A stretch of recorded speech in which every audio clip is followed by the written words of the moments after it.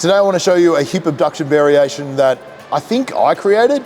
Now I don't proclaim to be Brett Contreras or Jordan Shallow or Andrew Locke or any of these gurus and experts, but I have learnt a lot from them and I've applied some of those principles and I've come up with a hip abduction variation like this. Now I know Brett Contreras has conducted lots of studies on glute activation and different positions of hip flexion, and I do know that there is a great deal of variance between individuals. So by no means am I proclaiming this to be the best hip abduction variation, but the way I see it, it might work a little bit better. So what we know about the glute medius is that it does contribute a little bit more in a position of hip extension. This is a position of hip flexion, and if you were to lean forward, it'd be a greater position of hip flexion, and as a consequence, you would likely recruit more hip flexors. So what I do is scoot my hips forward and reduce the hip flexion.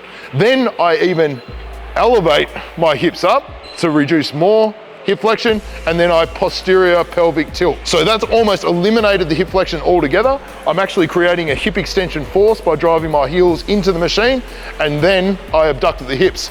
And I get an amazing glute contraction like this. And I understand that many people will not want to perform this movement because it is far from glamorous, but I feel like it's a very, very effective variation of a seated hip abduction.